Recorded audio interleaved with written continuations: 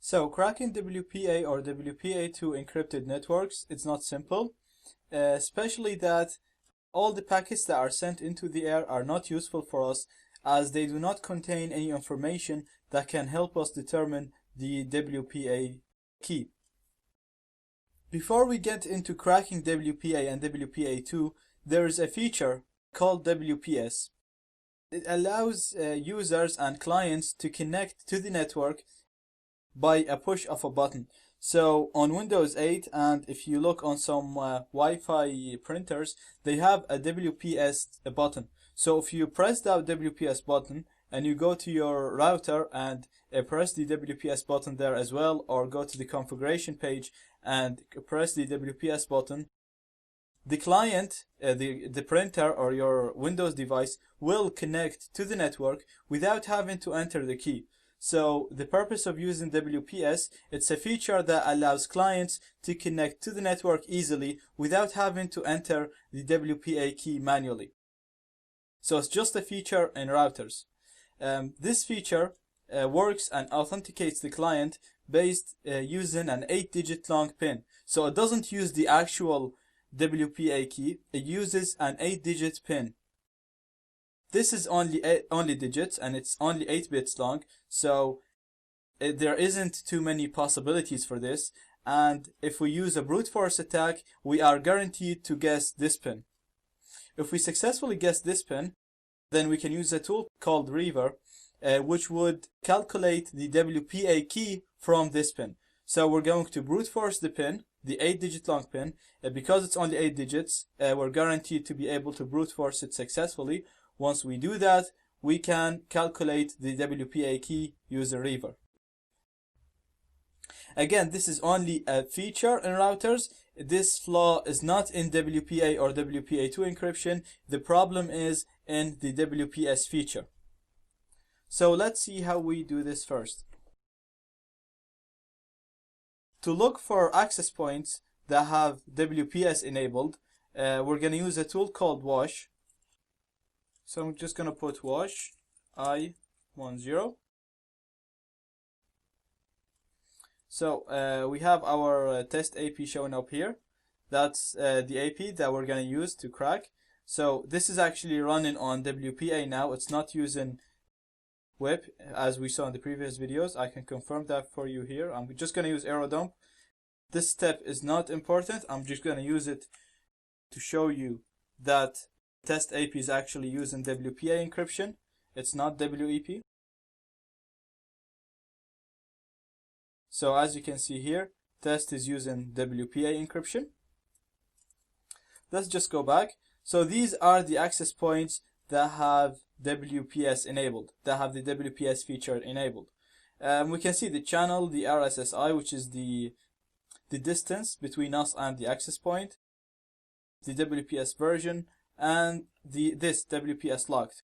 Now, some routers, when you try to brute force the WPS pin, they lock after a few failed attempts. So if you try, for example, 4 wrong pins, they're gonna lock and not accept any pins for a certain amount of time. So if the WPS locked says yes here, then you can't actually use this attack now. So you need to wait for a little bit and come back to this access point. So we're going to launch Reaver now. Reaver is going to brute force the WPS pin, and once it's able to find the WPS pin, it's going to work out the WPA key. Reaver supports pause and resume. So if you for example brute force 30% of the possibilities and cancel the attack, if you come back, you're gonna start again from 30,000. You're not gonna start from 0. So let's launch Reaver. We're gonna put B to choose the BSS ID or the MAC address of the target access point, and then C to choose the channel, which is 11, and then I and choose the Wi-Fi card with monitor mode, and that's 10.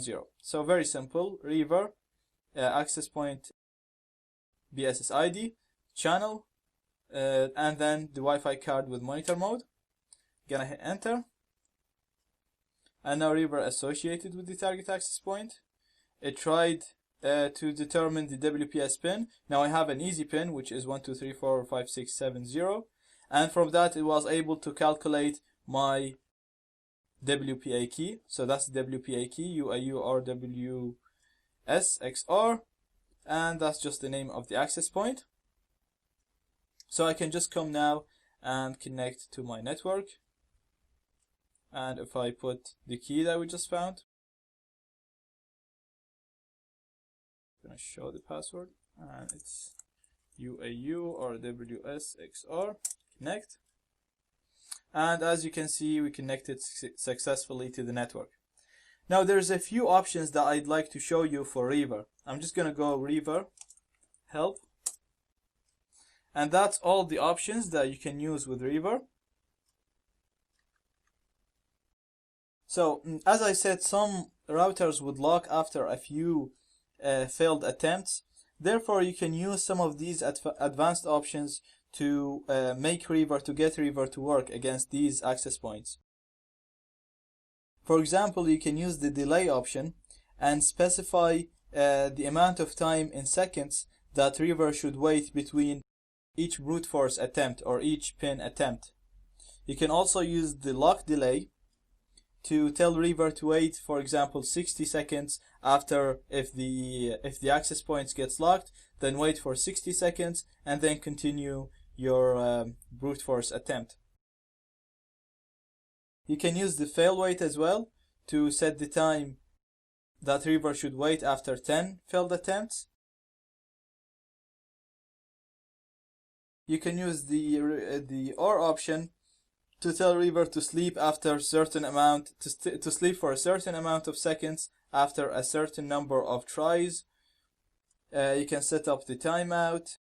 You can play with these options, the delay options, and the timeout, the fail wait, and all that if the access point was locking or was ignoring some of your brute force attempts.